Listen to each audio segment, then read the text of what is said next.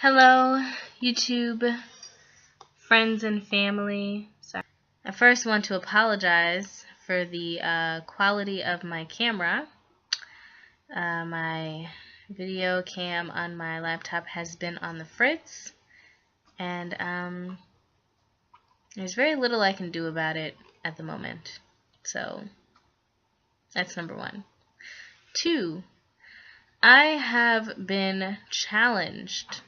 My challenge is to update my YouTube weekly, or to update my comic strip, Confessions of a Nubian Queen, weekly. So I have to do either or.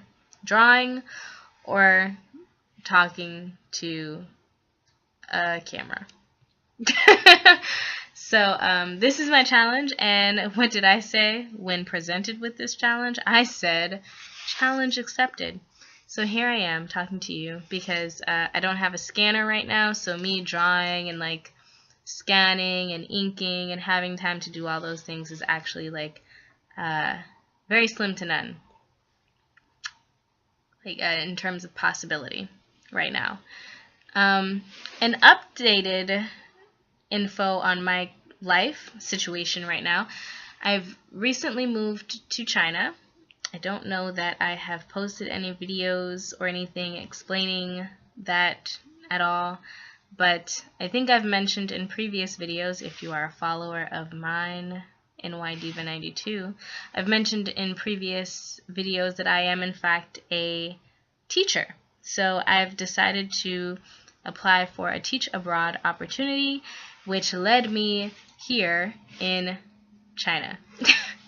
And it has been a wonderful experience so far. I have had many opportunities evented to me, and I've been very blessed in my experience here thus far.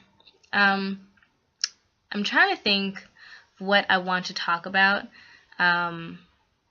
in terms of just like what I wish I would have known prior to coming here myself, that I did not already research on YouTube already and have seen by someone else. I don't want to repeat stuff that's already presented to you in another form on YouTube.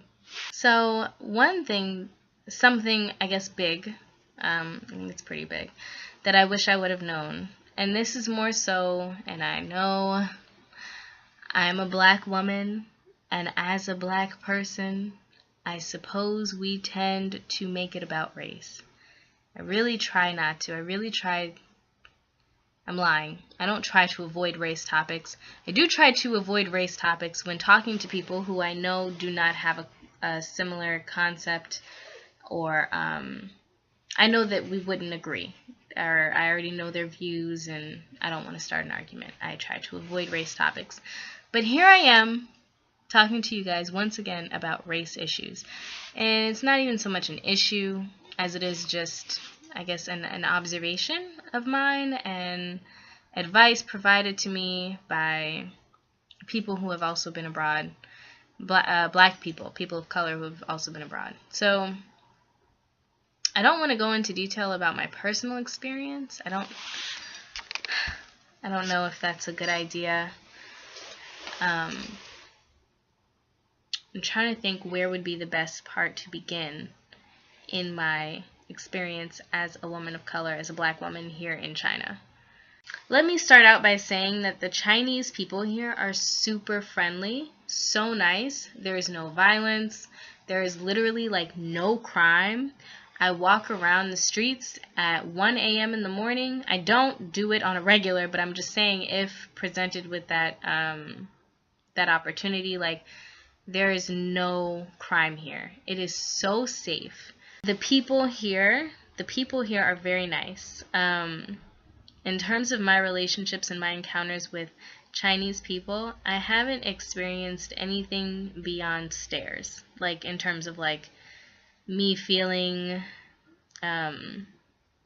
some type of way about being a token black girl, and that's what I am. And it's the part of China that I'm into. Like if you probably go to the major cities like Shanghai or Beijing, I don't know that the same issues would arise, but I am in Fuyang, Hangzhou, which is kind of like the suburbs of China. So there's not very many black people that reside here or are in my daily route, like as an individual. So some Chinese people have probably never seen black people, or they have their predetermined views of black people based off of, I don't know, what they see on TV or what they've experienced. I'm not really 100% sure of where they get their info about black people. I don't know.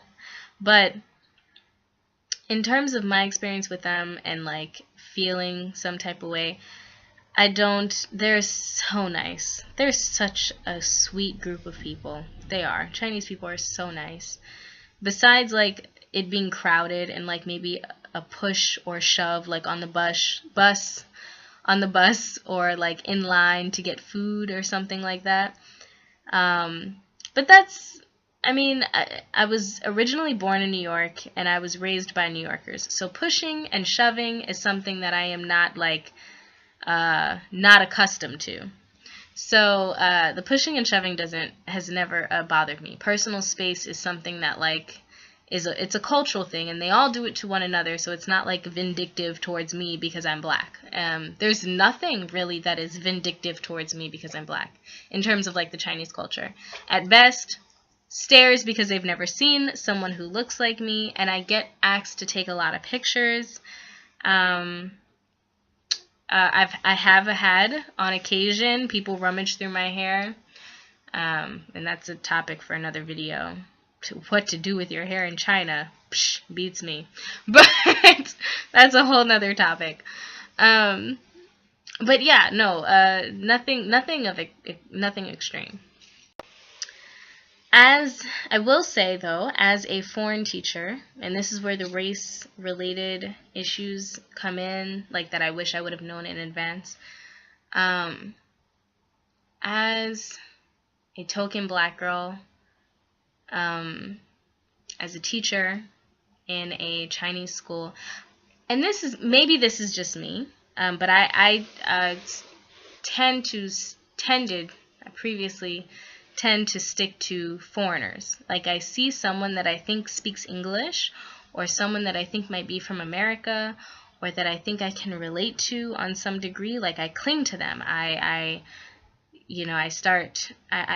very friendly. I'm very friendly, and I've always been very friendly. I was very friendly back home, and I always used to get told about myself in that way, like stop being so nice. Like I'm very nice. I'm the type, I smile at strangers, I say hi, how are you doing, like I make conversation, and I welcome people with open arms. I'm just a very, I at least my perception of myself, I think I'm very nice.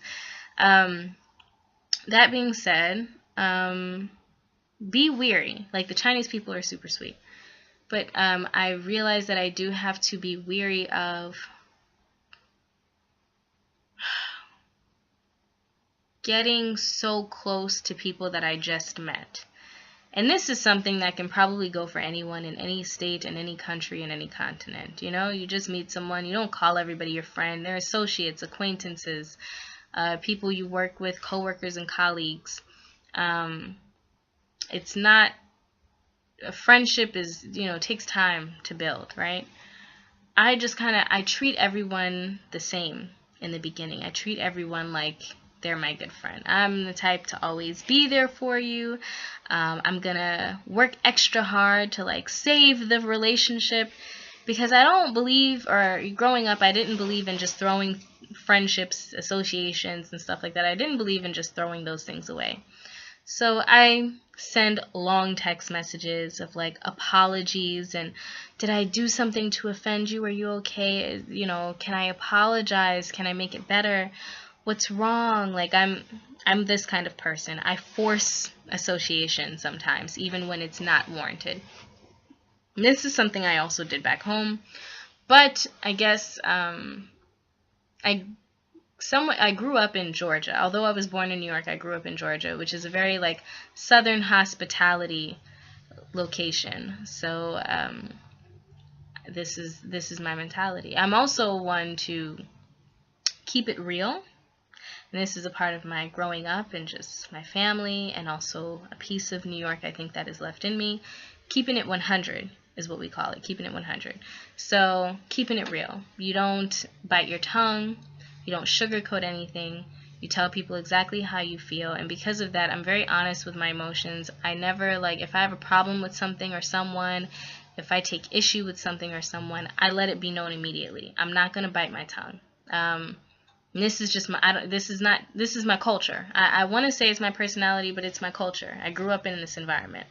There was never a time where my mom was mad at me or my brother was mad at me and we're all walking on eggshells and no one knows what's wrong. No. My mom was straight up. My brother was straight up. My whole family is like this. So if I take issue with things now, I just say it. Like, I just say what's on my mind. That is not acceptable everywhere. This is what I've learned. Being honest with your emotions is perhaps a good quality to have, depending on your views on life. And you know, I also grew up a Christian, so I always believe that the truth shall set you free. So it's very hard for me to lie, and I'm just always honest. So I realize, though, in other cultures, it's not always perceived that way. It's not always perceived as you just keeping it real or just being 100. Sometimes it's perceived as rude. So that's nothing new to me. That actually makes logical sense, right? So I guess what I wish I would have known in advance is, if you are a black person from America, or if you believe that keeping it real is the right way to handle discrepancies, no, it is not. That is not the way you handle discrepancies here, depending on who the person is, I guess. You kind of have to get a feel for everyone. Every foreigner is from a different country, different ethnic background, different culture, different religious views, different political views. It's not fair to judge every foreigner the same, but I guess feel people out before you just start keeping it 100, clearly. I probably should have known. Maybe that is just common sense, but I thought that being honest was the correct route, and I was wrong. Am I saying lie to people? No. I guess just if you have nothing nice to say, don't say anything at all. If someone asks you for your opinion, give it. And if you sense, what I've also learned, and this is something that I've been taught by my mother for years, it doesn't take a lot to make my mother's blood boil, right? Not like she gets angry quickly, but it doesn't take long for her to be like, all right, forget you. I'm not about to waste my time. And this is probably a mentality that I should have. But I'm always trying to save friendships and relationships, so I try really hard, and I ask, like, what did I do? Is there anything wrong? Like, I'm just super friendly. And I realize that here, if someone is showing you that they don't want to associate with you through their actions, if they're showing you this, if you read it, you know, women especially for women, we have something called women's intuition. So it's pretty clear when someone is not interested in maintaining a friendship or an association with you. It's pretty clear. I was so hung up, and I've been so clingy to hanging out with foreign friends and foreign associates and acquaintances that I force it. I was forcing it. And what I learned is that sooner rather than later, to avoid confrontation, I think, also, you know, because I'm not one to enjoy arguing. I don't like arguing. I don't like confrontation. I'm a very laid back, very chill individual. Like, I am. I don't do drama. Back home in America, I never had drama. Never. Drama has never surrounded my life.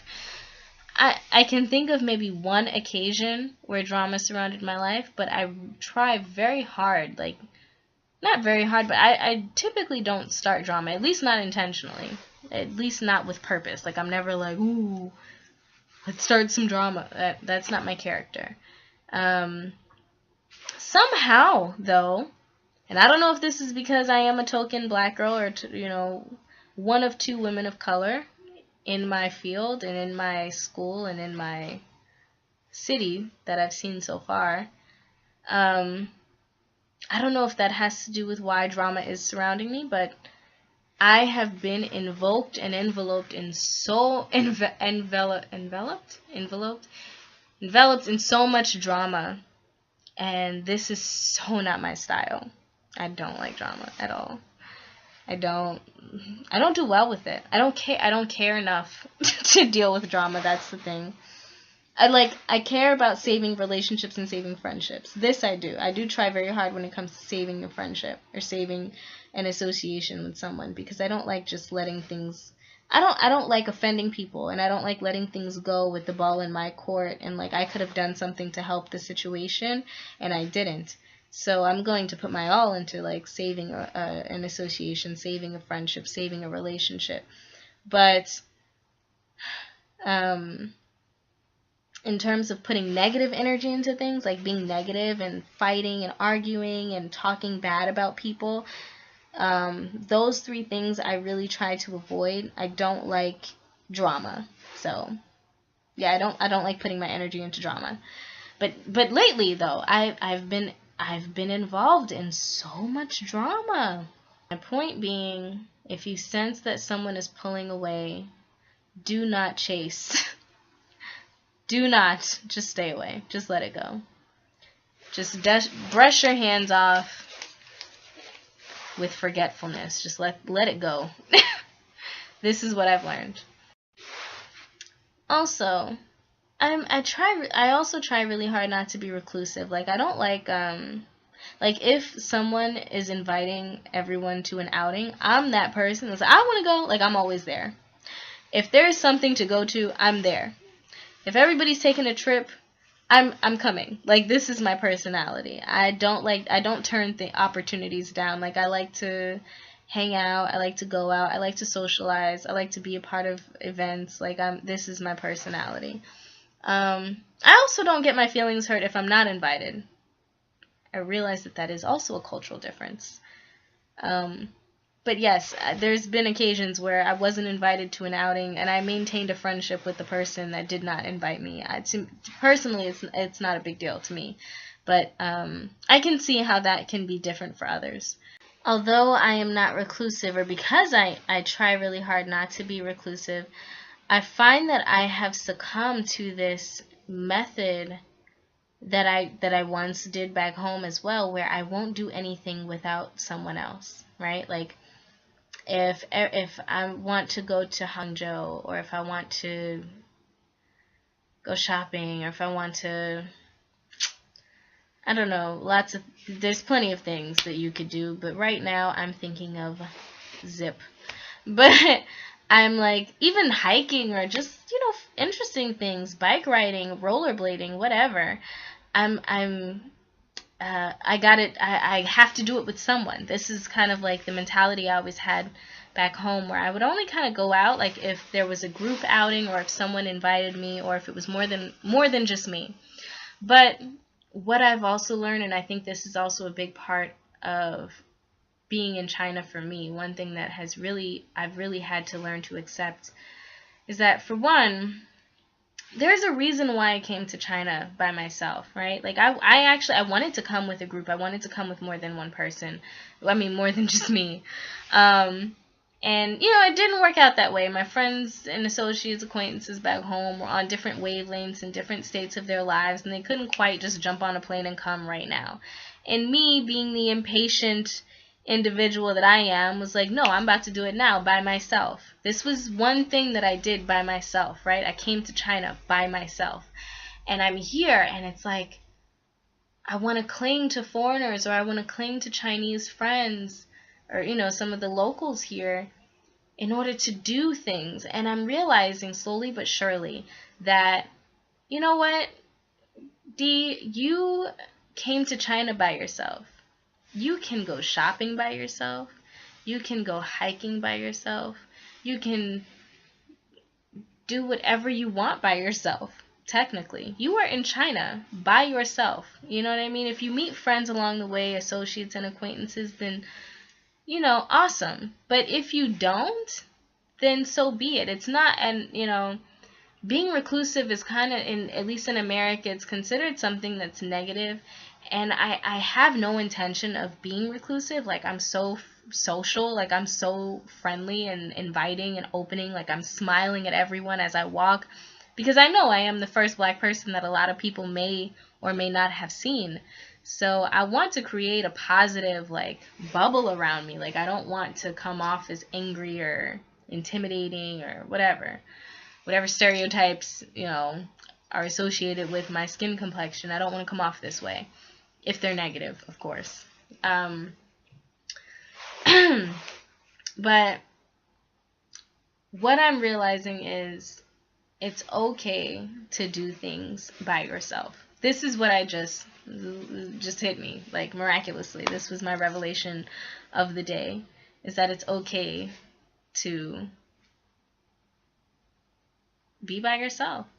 Tonight I went out with some Chinese girlfriends that I met through another local Chinese friend that I made.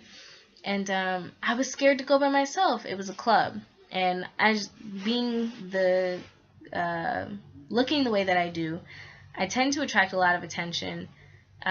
Whether I want it to, I usually don't want a lot of attention, but whether I want attention or not, I tend to attract a lot of attention. And this is not necessarily a negative thing. It's not a bad thing. It's no shade towards China. Like, it's no big deal. It just depends on if I feel like dealing with attention or not. You know what I mean? Like, how I feel about going out. So, you know, and I was afraid to go out by myself. I was like, I want to go out. Like, I don't mind going out with the locals here, but I was inviting all my friends that were foreigners. I'm inviting my foreigner friends, and, you know, a lot of, you know, one wasn't feeling well, the other just didn't want to go out tonight, and they're totally entitled to that. Like, I'm not sweating it. But so I'm like, man, like, I do want to hang out, is what I'm thinking, but I'm scared to go by myself. And then this is when it dawned on me, like, you came to China by yourself, now you're afraid to go out by yourself? You don't want to experience China nightlife by yourself? Just go, just do it. And so I did it. And I had a great time. It was a lot of fun. No, I don't understand everything that everyone is saying around me. This is another dilemma that I've run into being here. So another piece of advice to anyone deciding to come to China: learn the language. This is a big deal. Learn the language, man. There is nothing worse than people conversating around you and you just don't know what is going on. Like, that's the only thing, right? Learn the language. But despite not knowing what people are saying around me, yes, maybe they're talking trash about me in my face. I have no idea. In some cases, ignorance is bliss. But I had fun. They're giving me drinks all night. It was a birthday celebration, so I'm eating cake. It was a very fun experience.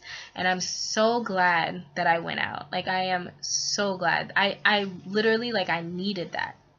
I needed to just hang out and have drinks by myself with natives of China, but without anyone else that speaks English around me, without any foreigners, without begging and pleading someone to go with me. It's cool to do things by yourself. And this is the lesson of the day. So, challenge accepted, creating a video at least once a week. I don't know how helpful or informative this was to anyone, but if it was, like it, comment, be positive. If it wasn't helpful to you halfway through the video, leave the video. Anyways, Seijian, or bye-bye. Thank you for watching. NY Diva 92 out.